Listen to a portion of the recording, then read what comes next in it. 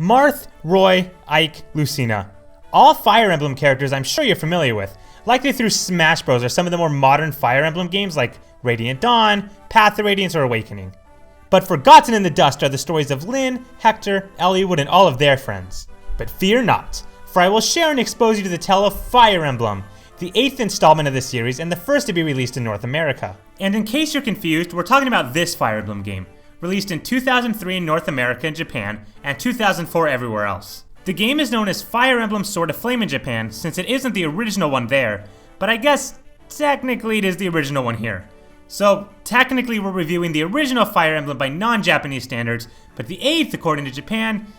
Let's just talk about this, I'm starting to confuse myself. You play as a tactician that coincidentally encounters Lyn, who coincidentally ends up being the granddaughter of the Marquis of Kalen, who coincidentally is being poisoned by, coincidentally her uncle.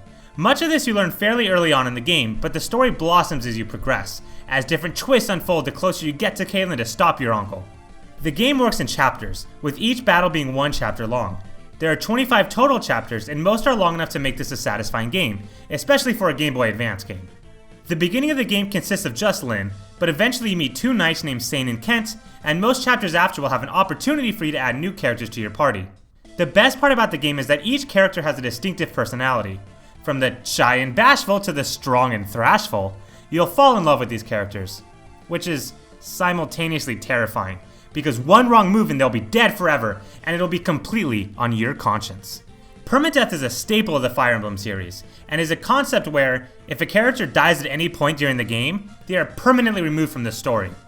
While this concept didn't start here, and goes way back to the 80s with games like Ultima 3, most people connect Permadeath and Fire Emblem, since this game can really make you regret it. The latest installment offered a casual mode where permadeath is turned off, but you'll have no such luck of a casual mode in this version. And sure, if you wanted to, you can be a little bitch and restart the game, but just know that if you do that, I'll have no respect for you.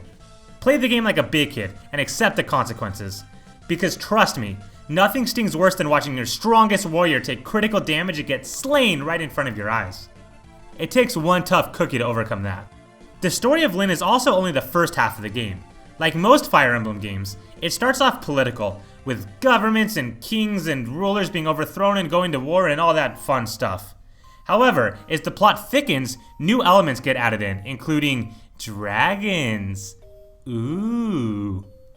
The second half also features Eliwood and Hector, the other 2 main characters in this game. They have their own little political quest as well, but fairly early on things begin to ramp up as you gain more information on the Black Fang.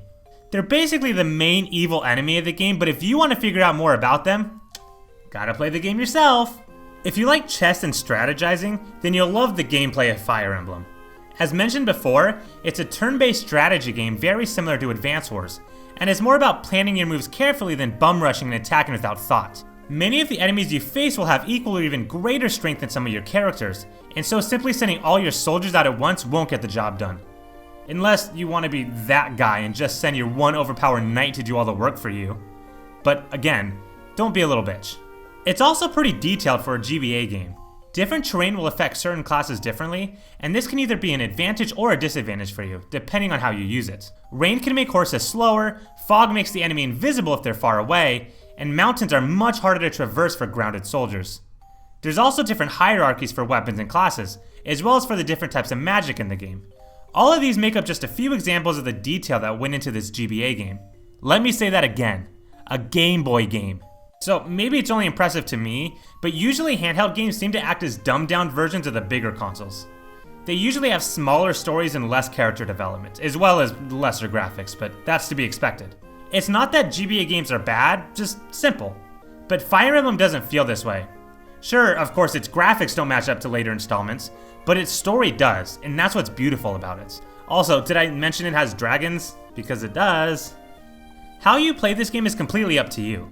I advised against it earlier, but going all offensive and charging into battle is a strategy, or playing it safe and luring the enemy to you also works. You can flank enemies, use terrain, play to your strengths with your soldiers, or even use a fortune teller and merchant you eventually meet to better prepare you for battle.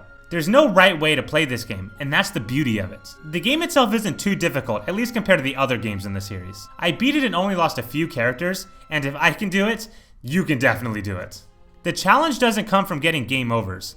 The real challenge is, as I mentioned earlier, recovering after losing 1 or 2 soldiers in battle. Will you bring new people in and adjust your fighting style for them? Will you just go into battle with less people? Will you cave in and be a little bitch and reset the game? The possibilities are absolutely endless. Honestly, I don't really have anything negative to say about the game.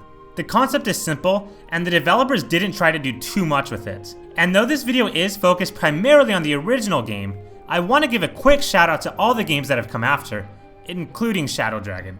I have yet to dislike a single Fire Emblem game. From its beautiful and simple design to its detailed yet not too complicated strategies, Fire Emblem for the Game Boy is a true winner and is definitely in my top 3 for all Fire Emblem games. If you haven't tried it, please do. If you enjoy turn-based strategy games even a little bit, I can promise you, you will fall in love with Fire Emblem.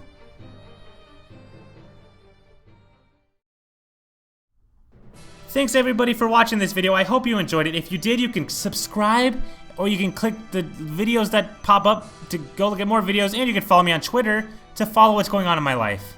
I love you guys so much. Mwah.